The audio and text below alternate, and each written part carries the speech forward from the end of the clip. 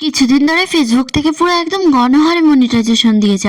আর এর মধ্যে কিন্তু আমি আমার নিজের পেজেও কিন্তু মনিটাইজেশনটা পেয়ে গেছি। ফেসবুক থেকে বর্তমানে মনিটাইজেশন পাওয়াটা তেমন কোনো বড় ব্যাপার না, কিন্তু আবার অতটাও সহজ না।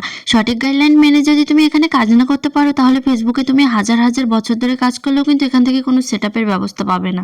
আমার নিজের চোখে দেখা একটা আপু আছে, আজ থেকে 2-2.5 বছর ধরে এখনো পর্যন্ত ফেসবুকে কাজ করতেছে, কিন্তু এখনো কিন্তু সে সেট আপটা পায়নি। আর আমি সামান্য অল্প কিছুদিন কাজ করে কিন্তু ফেসবুক থেকে আজকে সেট আপটা পেয়ে গেছি। আর কি করে এত তাড়াতাড়ি এখান থেকে ফেসবুকের সেট আপটা পেয়েছি, সঠিক গাইডলাইন কিভাবে মেনে কাজ করেছি, সেটাই আজকে তোমাদের সবার সাথে শেয়ার করব। ফেসবুকে কাজ করতে হলে সবার প্রথমে যেটা মেনটেন করতে হবে সেটা হচ্ছে তোমার টাইম টেবিল।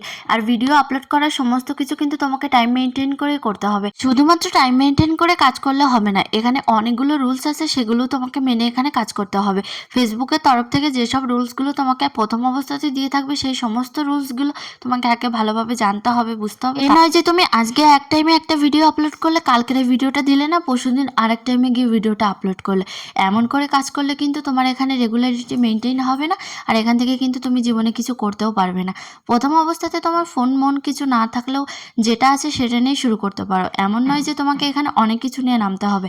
আমি তো ফার্স্টে আমার 6,000 টাকার ফোন দিয়ে এখানে স্টার্ট করেছিলাম।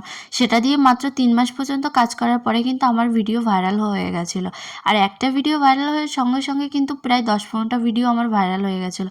সবার ক্ষেত্রে এটা নাও হতে পারে। ভিডিও ভাইরাল করা তেমন কোনো কষ্টের ব্যাপার না, কিন্তু তুমি যদি এখানে সঠিক গাইডলাইন মেনে কাজ করো, তাহলে অনেক তাড়াতাড়ি তোমার এখানে ভিডিওটা ভাইরাল হতে বাধ্য। ভিডিও ভাইরাল হওয়ার পিছনে কিন্তু অনেকগুলো কারণ থেকে থাকে, যেমন তোমার ভিডিও করার কোয়ালিটিটাও কিন্তু অনেকটা বেশি নির্ভর করে থাকে। ভিডিও করার ক্ষেত্রে কিন্তু তোমাকে আইডিয়া করে ভিডিওটা করতে হবে, এমনভাবে ফোকাস নিয়ে ভিডিওটা করতে হবে যাতে আগের যে মানুষগুলো তোমার ভিডিওটা দেখবে তারা যেন স্কিপ করে ভিডিওটা না চলে যেতে পারে।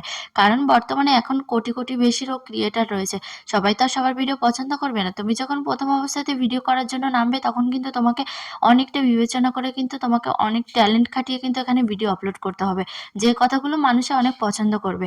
প্রথম অবস্থাতে তুমি কথাটাও ঠিকঠাক করে বলতে না পারলেও সমস্যা নেই, কিন্তু যে কোনো একটা জিনিস রেগুলার ট্রাই করতে লাগলে কিন্তু তুমি এখান থেকে অনেক বেশি এক্সপিরিয়েন্স পাবে। আর বেশি বেশি করে এই রিলেটেড অন্যের ভিডিও দেখতে থাকবে, তাহলে দেখবে তোমার এক্সপিরিয়েন্সটাও অনেকটা বেশি বেশি হয়ে গেছে।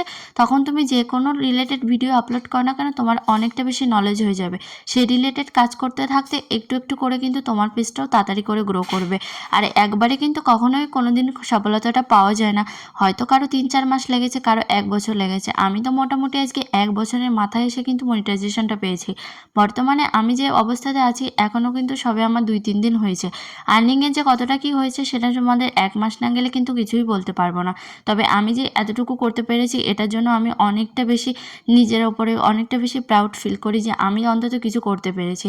বাট আমি যদি 6,000 টাকার ফোন দিয়ে শুরু করে আজকে এই জায়গাতে আসতে পারি, তাহলে তোমরা কেন পারবে না? তাই যারা ভিডিও করতে চাচ্ছ কিংবা এখানে নামতে চাচ্ছ, তাড়াতাড়ি করে নেমে যাও, জীবনে সফলতা একদিন অবশ্যই আসবে।